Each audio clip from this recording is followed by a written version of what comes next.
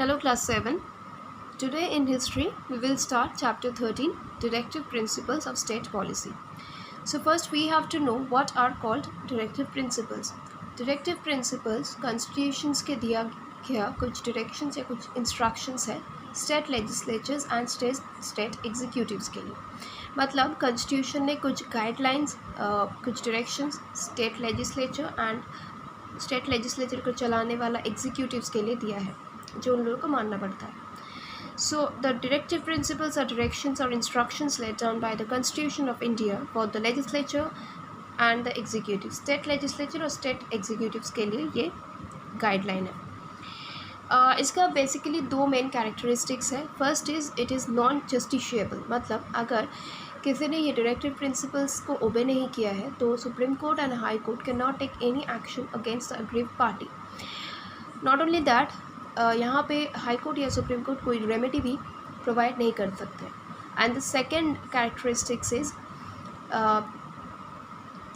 ये जो directive principles है इसका मेन एम है justice, liberty, fraternity and equality को इस्टेब्लिश करना ताकि स्टेट लेजिस्लेचर बहुत स्मूथली चल सके.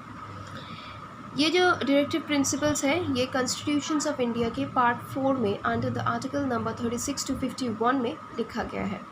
और ये जो डायरेक्टिव प्रिंसिपल्स है ये डायरेक्टिव प्रिंसिपल्स का ideas the framers of Indian constitutions had borrowed from the Irish constitution.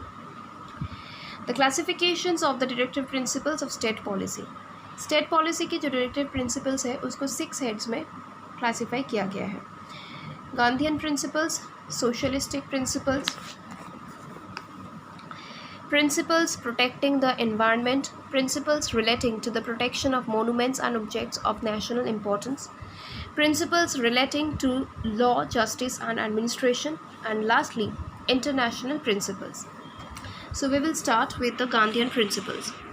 The sale of intoxicating drinks and drugs to be prohibited. मतलब जो हम लोगों के सेहत के लिए ख़राब है, intoxicating है, kind of poison, तो वैसे ड्रिंक्स एंड ड्रग्स बंद कर देना चाहिए, बंद करना होगा. वैसा कुछ भी चीज़ सेल नहीं होना चाहिए.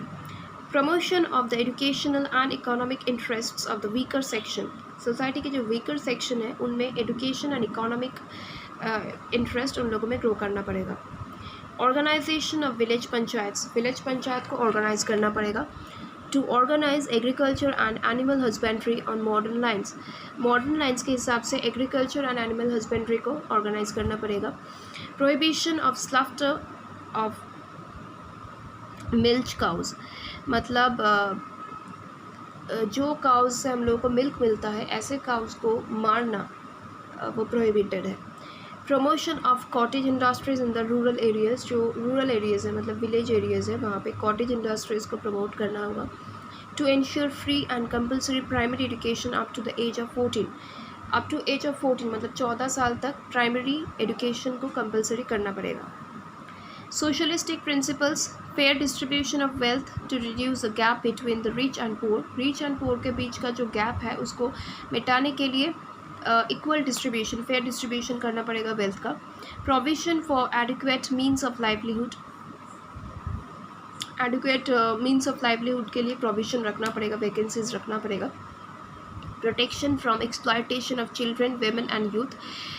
यूथ, वेमेन एंड चिल्ड्रन का जो एक्सप्लॉयटेशन होता है मतलब उन लोगों से जो हर तरीके का काम करवाया जाता था पहले या अभी भी कभी कभी करवाया जाता है तो वो बंद करना चाहिए.